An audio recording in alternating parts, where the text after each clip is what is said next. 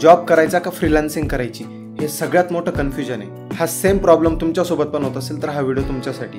Video शेवटपर्यंत बघा. यात तुम्हाला सगळ्या गोष्टी क्लिअर होणार आहे की जॉब कोण करू शकतं, फ्रीलान्सिंग कोणासाठी योग्य आहे, किंवा कोणी कोणत्या गोष्टी केल्या पाहिजे, कोणती गोष्ट करण्यासाठी तुम्हाला फ्रीलान्सिंग करण्यासाठी कोणत्या गोष्टी तुम्हाला कन्सिडर करायच्या आहेत, जॉब करायचा असेल तर कोणत्या गोष्टी तुम्हाला कन्सिडर करायच्या आहेत, याचे बेनिफिट्स काय आहेत फ्रीलान्सिंग आणि जॉबचे, किंवा याच्यात तुमचं नुकसान काय होणार आहे, ह्या सगळ्या गोष्टी तुम्हाला ह्या व्हिडिओमध्ये बघायला मिळणार आहे. बिकॉज ऑफ मी जॉब पण केलेला आहे आणि फ्रीलान्सिंग पण केलेली, दोघं गोष्टी मी केलेल्या आहेत, दोघं गोष्टींचा एक्सपिरियन्स मला आहे आणि हे मी तुम्हाला माझ्या एक्सपिरियन्सच्या बेसिसवर पूर्णपणे क्लिअर करणार आहे की तुमच्यासाठी कोणती गोष्ट योग्य असणार आहे, किंवा दोघांपैकी कोणती गोष्ट तुम्ही सिलेक्ट केली पाहिजे का दोघं गोष्टी ॲट अ टाईम केल्या पाहिजे. ह्या पूर्ण गोष्टीचं क्लॅरिफिकेशन तुम्हाला ह्या व्हिडिओमध्ये बघायला मिळणार आहे, त्यामुळे व्हिडिओ शेवटपर्यंत बघा. नमस्कार मंडळी, मी कुणाल स्वागत करतो तुमचं आपल्या यूट्यूब चॅनल ज्ञानी मास्टरवर. आजच्या या व्हिडिओमध्ये तुम्हाला जॉब आणि फ्रीलान्सिंग या दोघं गोष्टींचं क्लिअर सोल्युशन बघायला मिळणार आहे. तर मग जॉब करायचा का फ्रीलान्सिंग करायची. जर तुम्हाला जॉब करायचा असेल आणि फ्रीलान्सिंग करायची असेल तर याच्यामध्ये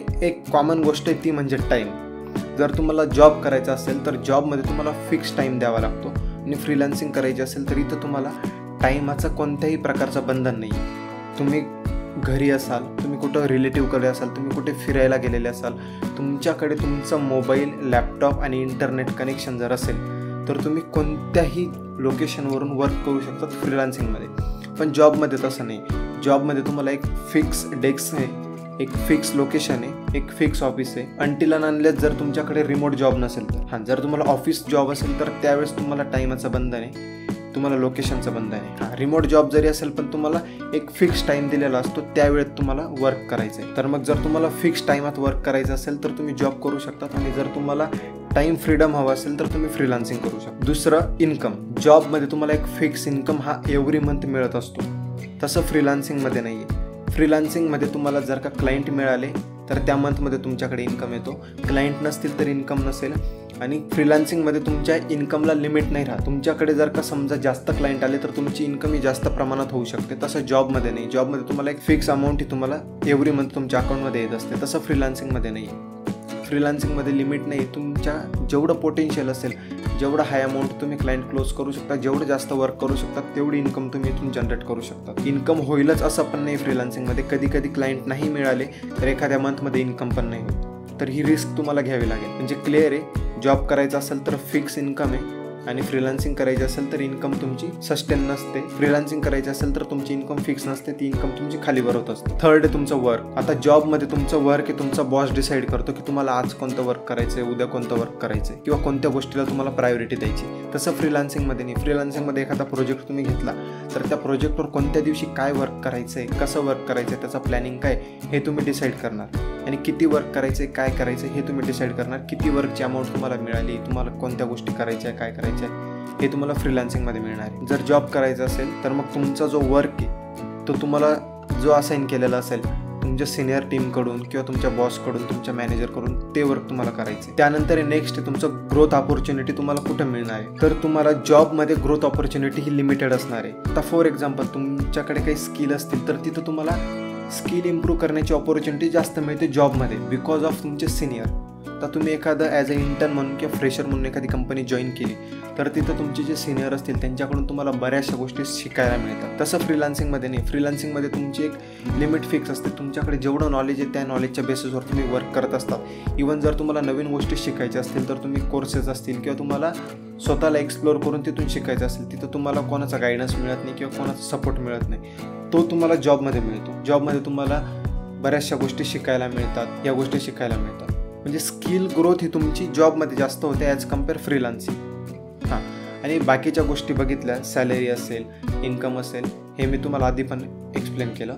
तर इथं तुमची जॉबमध्ये लिमिटेड ऑपॉर्च्युनिटी तुम्हाला मिळते. म्हणजे तुम्हाला एक मंथली फिक्स इन्कम मिळत असते. समजा तुमचं 6 महिन्यात प्रमोशन होणार असेल किंवा एका वर्षात तुम्हाला सॅलरी इन्क्रीज होणार असेल तर ती तुमच्या परफॉर्मन्सवर डिपेंड करते. तुम्ही कशा प्रकारे परफॉर्म करताय त्यानुसार तुम्हाला सॅलरी मिळणार आहे किंवा तुमची सॅलरी इन्क्रीज होणार आहे. तसं फ्रीलान्सिंगमध्ये तुम्ही ज्या प्रकारे रिझल्ट प्रोव्हाइड करतायत किंवा क्लायंट किती सॅटिस्फाय होत आहे त्यानुसार तुम्ही पेमेंट इन्क्रीज करू शकता. पण त्यात पण तुम्ही मंथली बेसिसवर जॉबमध्ये पण तुम्हाला इन्क्रीज होणार नाही आणि फ्रीलान्सिंगमध्ये पण होणार नाही एक पर्टिक्युलर क्लायंटसाठी. त्यानंतर दुसरं येतं तुमचं जॉब सिक्युरिटी. ना तुम्हाला जॉब सिक्युरिटी फ्रीलान्सिंगमध्ये सेफ आहे, ना तुमच्या जॉबमध्ये सेफ आहे. जर का तुमचा परफॉर्मन्स चांगला असेल तर तुम्ही दोघं ठिकाणी मेंटेन राहू शकतात, सस्टेन राहू शकतात. जर तुमचा परफॉर्मन्स खराब असेल, मग तो जॉब असो किंवा फ्रीलान्सिंग असो, जॉब असेल तुमचा परफॉर्मन्स खराब असेल तर तुम्हाला टर्मिनेट केलं जाईल.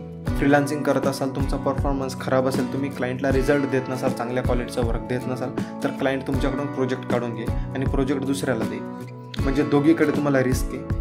डिपेंड रिस्क म्हणण्यापेक्षा डिपेंड तुमच्या परफॉर्मन्सवर, तुम्ही परफॉर्म कसं करताय, तुम्ही काम कसं करताय. तर ह्या सगळ्या गोष्टी यांचा आढावा घेऊन तुम्हाला डिसिजन घ्यायचं आहे की तुम्हाला जॉब करायचा की फ्रीलान्सिंग करायची. क्लिअर आहे, माझं सजेशन क्लिअर असणार आहे. इन्कम सिक्युरिटी हवी असेल किंवा तुमच्या मागे काहीतरी एक्सपेन्सेस आहेत, तुम्हाला मंथली पर्टिक्युलर अमाऊंट लागते, जसं की तुमचे घर आहेत, बायको पोरं आहे, तुम्हाला काहीतरी मंथली रेंट पे करायचं आहे, तुमची EMI असतील, तुम्हाला ह्या सगळ्या गोष्टी जर पे करायच्या असतील किंवा तुम्हाला फिक्स इन्कम ही मंथली हवी असेल तर तुमच्यासाठी बेटर असेल जॉब.